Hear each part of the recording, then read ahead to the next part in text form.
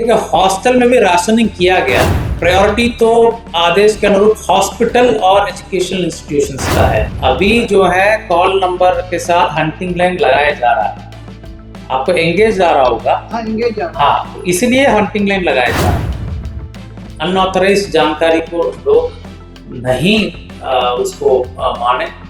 जो authorised agencies हैं, चाहे केंद्र सरकार है, राज्य सरकार है, जिला प्रशासन है, के माध्यम से लगातार हम लोग अपने अपने सोशल मीडिया साइट से भी, प्रेस रिलीज के माध्यम से भी ऑथेंटिक जानकारी हम लोग दे रहे हैं। आईओसीएल और एचपीसीएल में कल और आज ये स्थिति था, लेकिन आज एचपीसीएल में ये स्थिति ठीक हो गया है। कुछ कुछ जगह पर आईओसीएल में भी ठीक हो गया है। ये उचित है। जहाँ पर बिल्कुल ऑनलाइन नहीं हो पा रहा है, जरूर जो है एजेंसी को निर्देश दिया गया कि लोग फिजिकली बुकिंग करें। हमें तो एजेंसी की तरफ से जानकारी दी गई है कि फिजिकली भी लोग बुकिंग करा रहे हैं। नमस्कार, स्वराज पोस्ट देख रहे हैं आप। मेरा नाम है निकेत पाठक। क्या एलपीजी की किल्लत की वजह से पटना के हॉस्टल बंद हो जाएंगे? बच्चों को पटना छोड़ करके वापस जाना पड़ जाएगा। डीएम से आज यही सवाल पूछा गया कि क्या एलपीजी गैस को लेकर के जो प्रायोरिटी दी गई है अस्पतालों और एजुकेशन इंस्टीट्यूट के अलावा क्या हॉस्टल को लेकर के भी दी गई है? इस पर जो है डीएम साफ तौर पर ये कहते हुए नजर आए कि नहीं, एलपीजी को लेकर के हॉस्पिटल और एजुकेशन इंस्टीट्यूट को ही प्रायोरिटी दी गई है, मतलब हॉस्टल को नहीं दी गई है। अभी अगर हॉस्टल को नहीं दी गई है तो हॉस्टल के जो मालिक हैं वो बहुत ज़्यादा परेशान है क्योंकि उनको एलपीजी मिल नहीं रहा है, और अगर खाना नहीं बन पाएगा, नहीं मिल पाएगा तो बच्चों को छोड़ करके जाना भी पड़ जाएगा। हालांकि डीएम की तरफ से ये दावा किया जा रहा है कि कहीं पर भी एलपीजी की कोई किल्लत नहीं है। अब क्या कुछ कहते हुए डीएम नजर आ रहे हैं और डीएम के दावे में कितना दम है, आप खुद ही सुन लीजिए। एलपीजी गैस सिलेंडर्स को लेकर के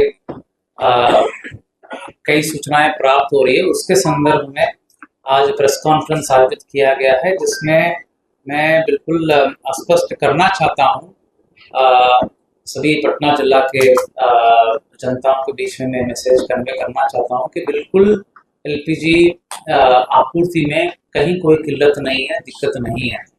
पैनिक होकर के बुकिंग या जहां जरूरत नहीं है गैस रिफिलिंग का प्रयास की आवश्यकता बिल्कुल नहीं है। बिल्कुल संयम रखना है। सिचुएशन नॉर्मल है, आपूर्ति में कहीं कोई दिक्कत नहीं है, और बुकिंग जो है ऑनलाइन अभी भी हो रहा है जहां जहां पर खत्म हो गया है, और उनको डोर डिलीवरी या एजेंसी द्वारा जो व्यवस्था स्थापित है उसके माध्यम से उनको आपूर्ति किया जा रहा है, किया जाएगा।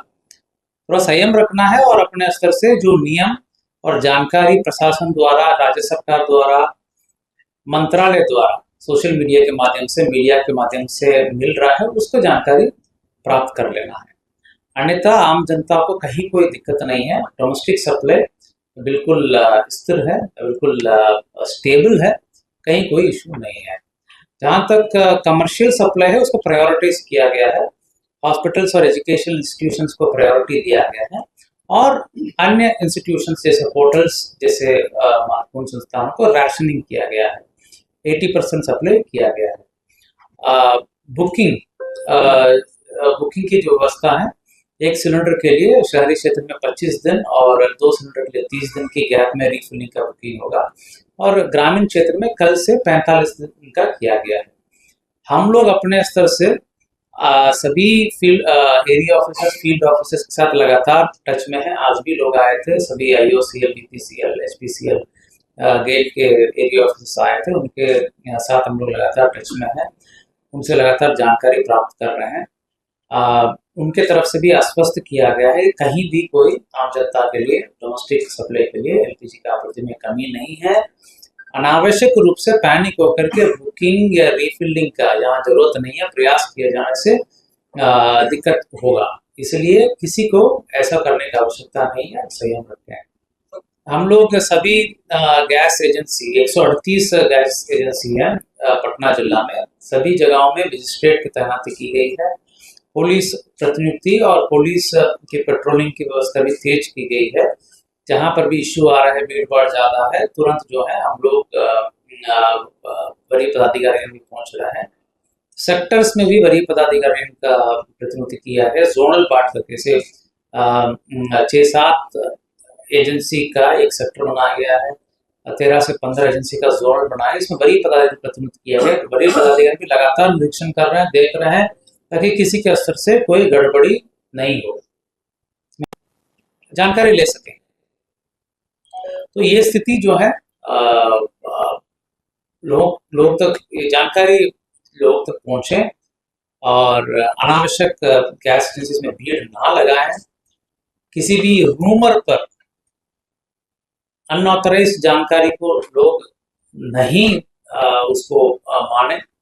जो ऑथराइज्ड एजेंसीज हैं, चाहे केंद्र सरकार है, राज्य सरकार है, जिला प्रशासन है, के माध्यम से लगातार हम लोग अपने अपने सोशल मीडिया साइट से भी, प्रेस रिलीज के माध्यम से भी ऑथेंटिक जानकारी हम लोग दे रहे हैं। उसी जानकारी को लोग जरूर ध्यान दें। कहीं ब्लैक मार्केटिंग या अन्य सूचनाओं को भी लोग हम लोगों के संज्ञान में लाएं। इन सब मुद्दों को लेकर के आपसे भी अनुरोध है कि लोगों तक जानकारी पहुंचाएं और लोगों को जागरूक करें। बिल्कुल स्थिति जो है हम लोग नियंत्रित स्थिति में है, स्थिति नियंत्रण में है और हम लोग लगातार लगे हुए हैं, कोई दिक्कत नहीं है। ये आपके माध्यम से भी लोगों को जो मैनुअल रजिस्टर है जिसके ओटीपी नहीं आ पा रहे हैं, वो आ ही नहीं रहा है रिटर्निंग मैसेज, तो फिर वो बाहर नंबर नहीं ले रहे हैं। देखिए, आईओसीएल और एचपीसीएल में कल और आज ये स्थिति था, लेकिन आज एचपीसीएल में ये स्थिति ठीक हो गया है। कुछ कुछ जगह पर आईओसीएल में भी ठीक हो गया है, बुकिंग हो रहा है, ओटीपी भी आ रहा है। वो वेबसाइट का कुछ इश्यूज है, ज्यादा लोग प्रयास करने से ऐसा होने की संभावना है। लेकिन जहां पर भी ये इश्यू आया है उन्होंने फिजिकली भी बुकिंग करने की व्यवस्था किया है। एजेंसी नहीं कर पा रहे सर, एजेंसी नहीं कर रही। जब तक से नहीं लगेगा ना, पर नहीं हो पाएगा। नहीं, वही मैं कह रहा हूँ। तो इसमें बुकिंग की व्यवस्था ऑनलाइन में हो, और जहां पर भी ऑनलाइन नहीं हो पा रहा है तो एजेंसी को निर्देश दिया गया है कि फिजिकली भी करें। बट फिजिकली अब कितना करेगा, तो इसलिए ऑनलाइन करना ही उचित है। जहां पर बिल्कुल ऑनलाइन नहीं हो पा रहा है, जरूर जो है एजेंसी को निर्देश दिया गया कि लोग फिजिकली बुकिंग करें। हमें तो एजेंसी की तरफ से जानकारी दी गई है कि फिजिकली भी लोग बुकिंग करा रहे हैं एजेंसी की तरफ से। सर, रांची जिला प्रशासन ने एक व्यवस्था किया है, अभी वैकल्पिक व्यवस्था किया है कि सभी एजेंसी अपना नंबर जारी की है, जिनका बुकिंग नहीं हो रहा है और वो जेन्युइन कस्टमर है तो उनको ऑफलाइन बुकिंग की सुविधा दी है, उनके घर तक पहुंचे। अभी पटना में पहली समस्या है कि जिनका 4 तारीख को बुकिंग है, बुकिंग ऑलरेडी है। अखंड ज्योति का मामला है, एक मामला हमारे पास भी है 35 का, वैसे मामले में घर तक नहीं पहुंच रहा है। कितने दिनों में जिला प्रशासन ये सुनिश्चित करेगा कि जिनका बुकिंग है उनके घर तक गैस पहुंचे? देखिए, अब यहाँ पर भी हम लोगों ने कई लोगों को ऑफलाइन बुकिंग कराया है और घर पर पहुंचाया है।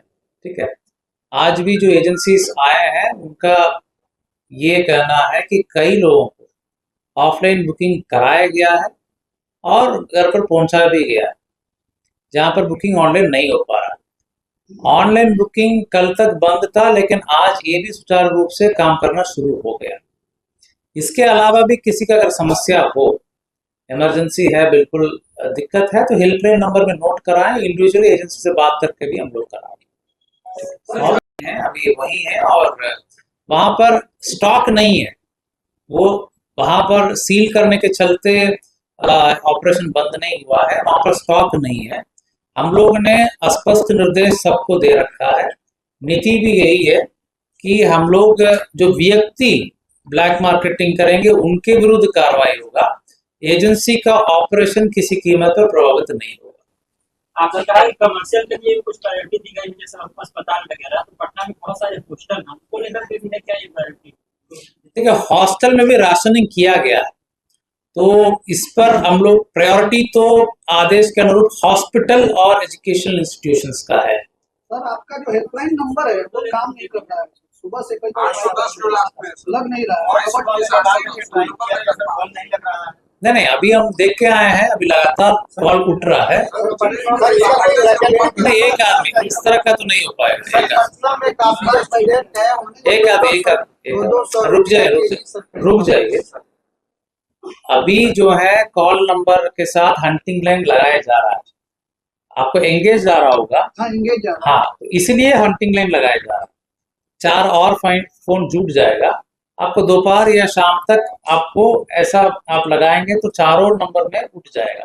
अभी एक आदमी बात कर रहा है तो दूसरा नंबर कॉल करेगा तो वो उठ नहीं पाएगा, इसलिए हंटिंग लाइन लगाया जा रहा है। हमने होके आए हैं, लगातार कॉल आ रहा है, उठ भी रहा है। ठीक है सर, ऐसा है काफी संख्या में पटना में स्टूडेंट है और स्टूडेंट को बड़े भागे में जो है केजी के अनुसार 200 रुपए की खरीदना पड़ रहा है, मुसल्ला बोलो या बड़ी। चलिए उसको हम लोग विशेष तौर पर हम लोग देखेंगे, सप्लाई के हिसाब से उसको भी हम लोग आकलन करके उसको क्या कर सकते हैं हम लोग जरूर उसको देखेंगे। और कुछ चलिए ठीक है।